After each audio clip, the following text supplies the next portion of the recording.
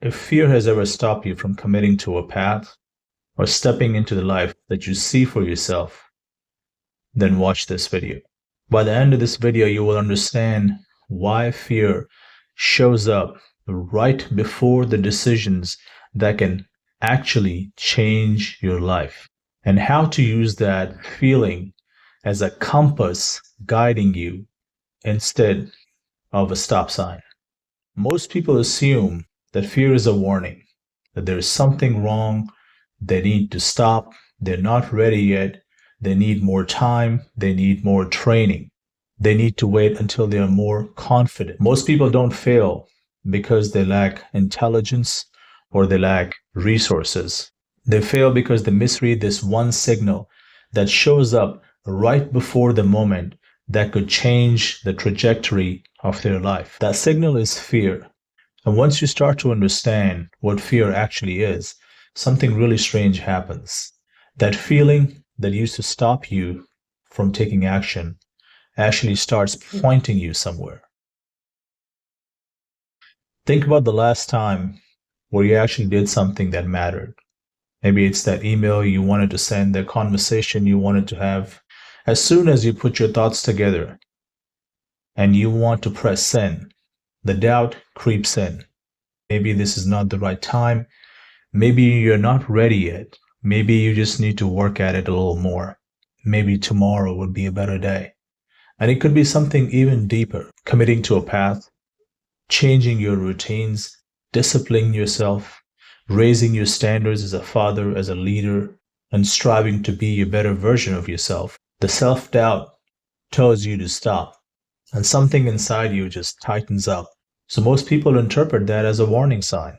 They assume that they don't need to go any further, and this is where they stop. There's something strange about fear. It doesn't show up when you're wasting your time mindlessly scrolling or binge watching shows. You definitely don't feel fear when you keep repeating the same unproductive routines every day, which keep life predictable. The point where it actually does show up is when you stretch yourself, when you try to push yourself into the unknown, where you expand, where you grow. Which raises an interesting question. Is fear actually danger?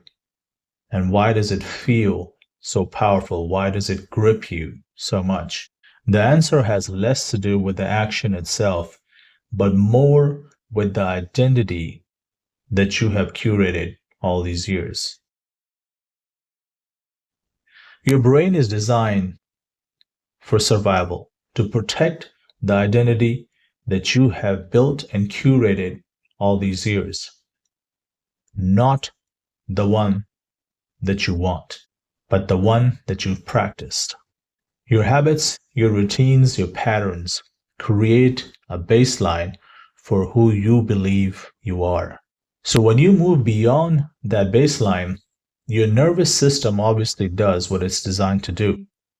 It reacts and raises a red flag, not necessarily because there is danger, but because your current identity isn't calibrated for it yet. For example, just even myself, for someone who's never really created content and has yet learned and studied this for decades, putting together something like this, the fear shows up. What if you can't do it consistently? For someone who has never taken control of their finances, fear suddenly shows up as soon as you decide to take responsibility. If you're a father or a leader, you feel the weight of fear as soon as you decide to take that step. That sensation you feel isn't weakness. It's expansion into the unknown. Your mind senses that something's changing. The identity that you've curated all these years suddenly feels unstable. And for that reason, growth almost always feels uncomfortable. Because you're not just changing your behavior, you're stepping into a different version of yourself. And that transition creates pressure, discomfort, and uncertainty. And this is the key point where most people make the mistake. Instead of understanding where their pressure is pointing, their natural reaction is to avoid it and try to escape from it.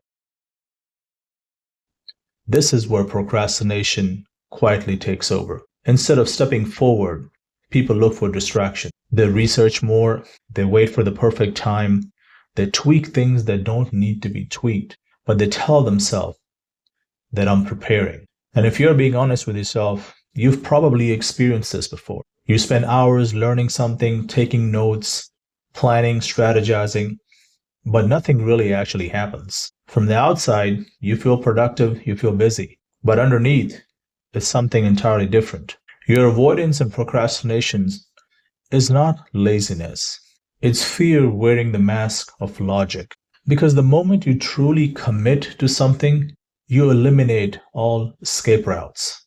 And choosing a direction pushes you into the unknown, forces you to face uncertainty. So instead, people choose to bounce between ideas, strategies, plan, research, because novelty feels productive. It feels safe, but it delays true commitment. The sad part is novelty never compounds. Depth does. And this becomes even more important when you have real responsibilities and other people are watching, especially family. Fear hits very differently when you're responsible for more than just yourself. If you're a father, a leader, the pressure becomes real. You start thinking of stability, about providing, about guiding, leading, and becoming the person that people can rely on. If you're a father, your children are constantly observing what you do, the excuses you make, the effort you put in, and how you show up. They're watching if you show up despite your fears, or do you retreat when pressure builds up? They notice whether responsibility shapes you or paralyzes you.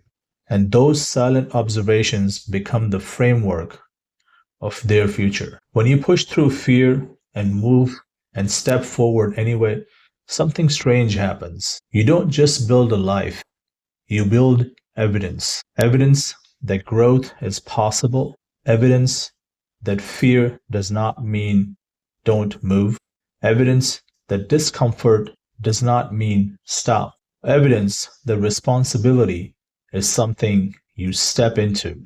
So once you start noticing and become aware that fear actually shows up when you're at the edge of your growth, then I guess the question becomes, how do you actually use it? When fear shows up, most people run from it. Instead, think of it like a compass with 3 checkpoints. Number 1, when it appears, don't avoid it, don't run from it. Listen to it. Where is it pointing you? Number 2, ask yourself this question. What version of me lies on the other side of my fears? If you like that version, then step into it. Number 3, don't overcomplicate it. Just take one small step, but do it consistently. Commit to it and show up fully.